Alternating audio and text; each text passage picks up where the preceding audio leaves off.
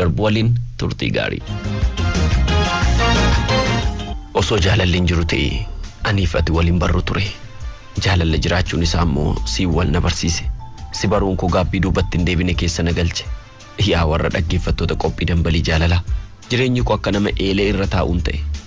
Akkuma namaa jaalladheen deebi'ee immoo dhabe. Egaa jaalallis jibbis tasaa jedhu mitiire. Garuu kan keenyi tasa osoo hin taane qarshiitu jaalala caalee argame. Egaa namni akka uumama isaatiitti amala mataa isaa qabaata. Diimataniif hin bareedani. Gurraacha'aniif immoo hin fokkisani. Deemsi kee dhaabbanni kee baay'ee nama hawwata. Dhugaan keessa kee jiru garuu akka lafaaf samii walirraatii fagaata. Duuba kee ilaaleen keessa kee jaalladhe. Keessi kee garuu akka qoree dhoqqee keessaa waraanee nama deesse. Ni yaadatta laata gaafan baadiyyaarraatii dhufee mana keessan jala bule sana. Gaafa dhagaarra wajjin taa'aa bullee ni yaadatta. Siif jedheen fira koo hiriyoota koo fi barnoota koo wajjin dugdaaf garaa ta'e. Atis yeroo harmee kee waliin walitti buutuu jaalala koof waan aarsaa kaffaltu natti fakkaata. Garuu ati amala keef malee anaaf hin turre. Kanuma gidduutti atis mana barumsaa jijjiirrattee kan caaltu taatee deebite. Naan hin jaallattu kanan siin hin jennee fi guyyaa tokko suura shamarree fira koo tokko borsaa keessatti argitee gubde. Aartee bobaate. Akka nama na jaallatus godhatte. Na jaallatta siin jechuuf immoo soba dhugaa fakkeessitee kakatta. Waan na dinqu garuu yeroo waa'ee kee dhaga'u amma maaliif akkan aarsudha. Namni argus waa'ee kee malee natti hin odeessu. Innis gaaffii daraartuu kee akkam gootee jedhudha. Ani garuu waan an deebisuun dhaba. Sababni isaa akka ani baay'ee si jaalladhu waan beekaniif. Maaloo namoonni xalayaa koo kana dhaggeeffachaa jirtan waa'ee ishee natti hin kaasinaa. Ani rakkoo cimaa keessan jira.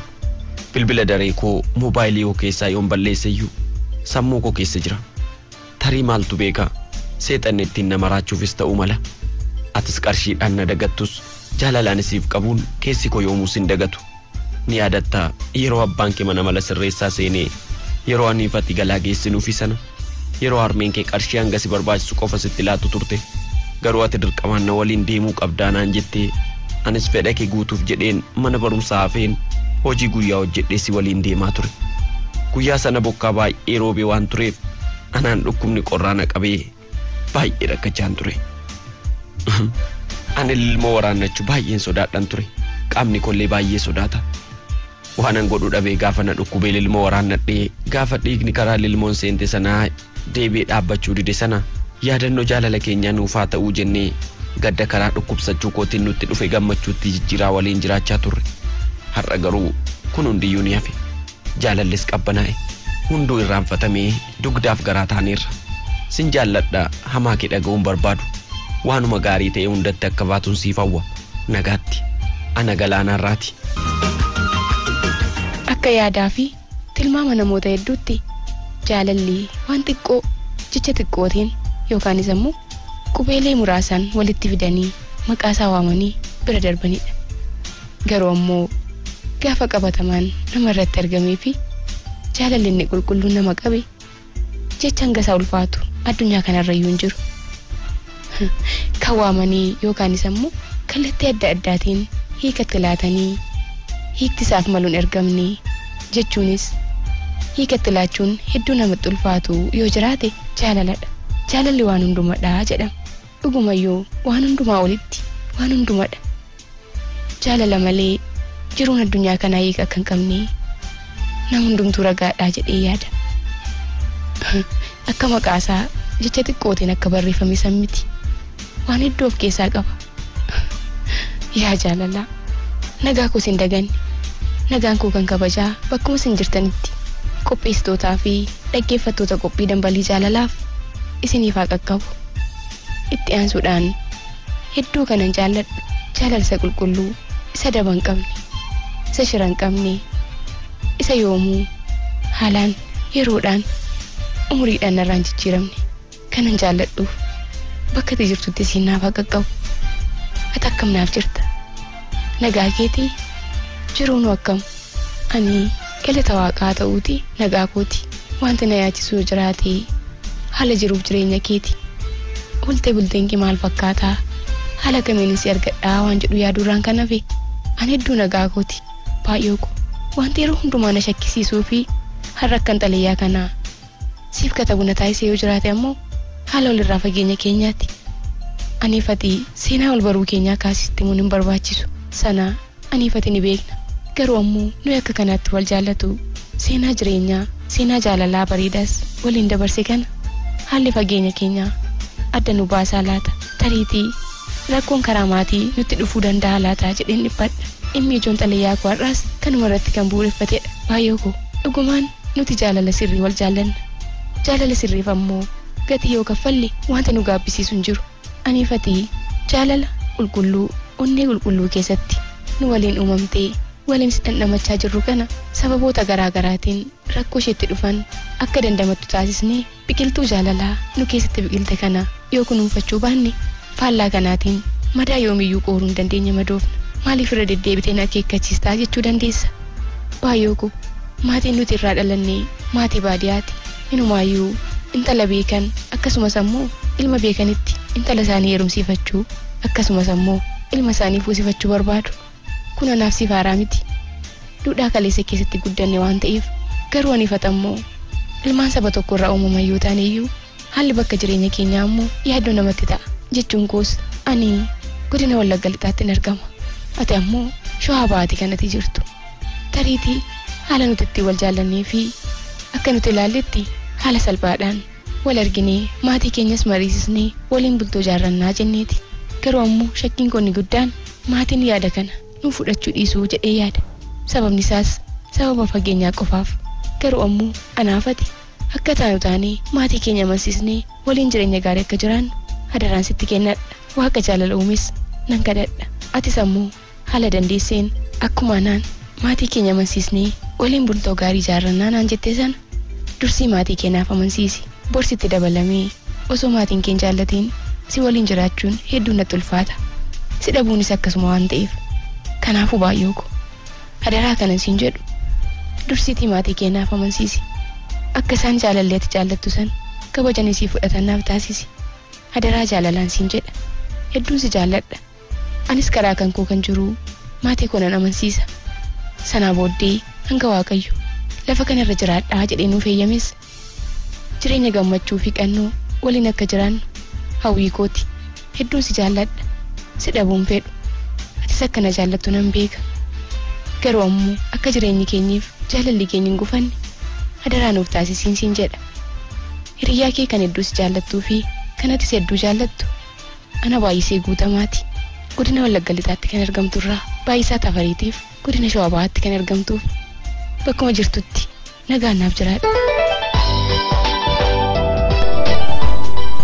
Maal qaba waan hunduu akka yaadaa osoo namaaf ta'e isa keessi ofii yaadus osoo namni namaa hubatee akkam gaarii ta'a. Kennaa koo kanaan dura sitti himeen ture. Ani jaalala yeroo namni odeessu malee ofirratti argeen beeku. Siin gaafan jaalladhu garuu hamma nama biraatii miti ofii koo amanuu dadhabeetan onnee koo baasisiif kenne. Naman jaallannee miti jaalladheera. Jaalallees baafadheera. Garuu jaalalicha akkan si faana ta'e kana nan gooneef malee. Gaafan siin wal baruu hamma na jaalala keessatti kufa jedhee yaadeen beeku. Garuu kufeen argame. Jireenya koo hunda keessatti suman yaada. Onnee koo keessasitu jira. Bilbila korrasitu jira. Sagaleen kee yeroo hunda gurra koo keessa haasa'a. Yeroo namni waa'ee jaalalaa haasa'u fakkeenyi koo si qofaadha. Kennaa koo jaalala jechuun edaa hammana namatti tolaa. Hammanas nama qanaa. Hammanas humna qabaa edaa. Hammanas jiruu namaarratti jijjiirama fiduu danda'a. Wayyoo maal godhu garuu kan du'een galuu jedhama mitiiree. Kennee ati har'aa kan nama biraa taateetta. Nama biraa waliinis gaa'ela uumtee jiraachaa jirta. Kanaaf ammoo sababni jalqabaa ana waan ta'eefan sitti aaruu dhiise. Kanaafan jaalala koo sitti hir'isuu dhiise. Oduun namaa akka adda nu baasuuf itti yaadanii dubbachaa turan turee bulee eenyummaa namaa gaafan baruu naaf gale. Yeroo sanammoo ati dhadhaa bidda buuti taateetta. Si deebifachuu hin danda'u. Carraa bal'aa naaf kennitee ture. Warqeen harka ofiirra jiru sibiila akkuma jedhamu ani yeroo booda sin araarfadhaa jedhee yaada malee waallee kana gidduutti ni uumamaa jedhee tasan yaanne. Garuu wanti hundi ariitii ani yaanneen raawwate. Atis ni heerumte. Anis amanuu dadhabeen afaan banee hafe. Ergasii nama jaalala koo hubachuu danda'uun arganne. Nama kan koo jedhee na kunuunsus hin arganne. Namni hunduu sobee kolfa malee baay'ee garaa jabaata. Waa tokkoyyuu nama hubatu. namni amma fedhe yoo miidhamillee namni dantaa namaa qabu hin jiru. Kennaa koo siinawwan bishaan dhangala'ee waraabuu ta'ullee jireenyaati jiraattu si gammachiisee jira taanaan keessi koo baay'ee boqota. Anaafis Waaqayyo jira. Iddoo jirtutti nagaan siif hawwa. Kennee ana murtee kerraati. Charjararee oolu dhaawee gabaaboo charjareen dubbii darbee sidhamnaan boolee gaabbee bubbuulee naaf galee jalatu qulqulluudhaatu. Keenyaa kanatti aansuudhaan kan nuti qophii dambalii jaalalaa keessatti isiniif dhiyeessuudhaaf qindeeffannee jirru tokko ammoo tuuta walalooti. Iyyan tuuta walalootiin jechoonni akka jaalala urgaanitti tartiiba qabatanii gurra keessanitti na dabarsaa jechaa jiru. Walaloon kunooti nu waliin turaan affeerraa keenya kabajaati. Otuun baay'ee si jaalladhu jaalala koo qottee awwaaltee maaf jaalala dhugaaf soba addaan baasu wallaaltee kanan sirraa adda ba'uuf jiru hiriyyaa dhaga'uu didee otuun baay'ee si jaalladhu jaalalli kee godaannisa fidee yoon yaadatta ta'e garuu yoon jaalala keen cabe otuun baay'ee si jaalladhuun sumarraan jaalala dhabe ana si jaalala keen eelama ati kan nama biraa baatta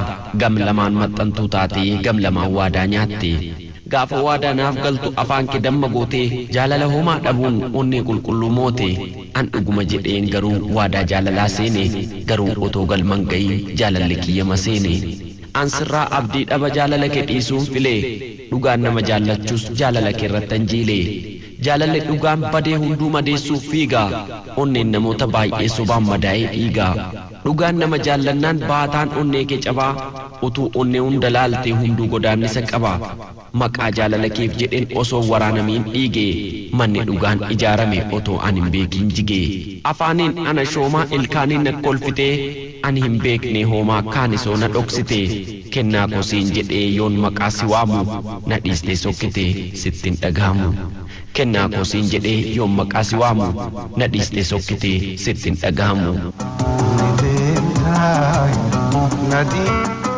Yaa madda gammachuu koo anaaf badhaasa kooti onneen koo ugguugamuu si waliin jiruu feeti yaaddoof yaada jireenyaaf si'iinis mari'atti yaadaan yeelalaa ooltee mana keetti obbaafatti jiruun koo si waliinii jettee si'iin dhaadatti si qofaatu naaf ta'a jettee siin mari'atti kana naaf mala dha'u hogguun iyyee waammadhus oo jedhee kan naaf na'u hin agarreemsiin malee anis keetii jaalallee si qofaam kan jiraatu yoomuu onnee koo keessa qaama koo hunda wal geessee bakka feete barbaaddee buufattee keessa teessa hogguuyyuu suma yaada kee nan araada si argee jakee ilaalus qalbiidhaan yeelala yaada kee liqimfameen galaana jaalalaatiin doon isaanis baatamee mana keetti imala si qofaam kan naaf yaadu yaadis kan naaf hubatu kanaaf iyyuu keessi koo si itti kan boqatu yoonan deemes yoon taa'es sinna keessaan dubbata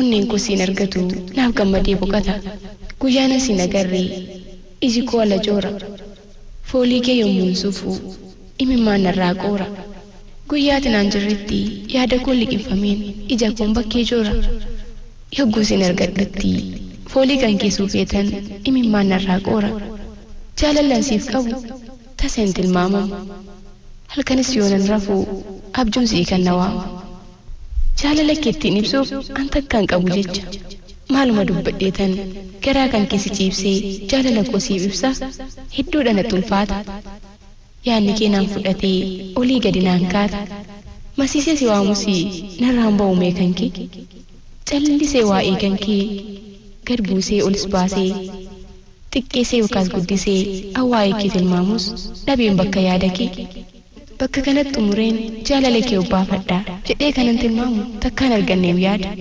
hogguuyyuu buusee baaseen waa'uma kee araada atanaaf kennaa kootii badhaasa harka waaqaa kun dhugaa ta'uusaaf ammoo onneen kee yoo naaf ragaa sin jaalladha jaalako an hin beeku fakkeessu jaalala shakkii hin qabne jaalala qulqulluu sanaa isa kan keetii kanaa mee maaliin bakka buusu mee ati naaf dubbadhu sin jaalladha naan jedhii ol kaasii naaf dubbadhu onnee koo siif bitamtee jecha kee tokkichaatiin mee naaf qabbaneeffadhu yoomiyyuu sin jaalladha jaalallee lubbuu kootii bareedduu naaf jiraadhu. Jagal min karamesa, singale kudar pankalesa. Rafingulu mabjuna waresa, ya Rabbi ko yoman. Nimona naggasaa fi obsiif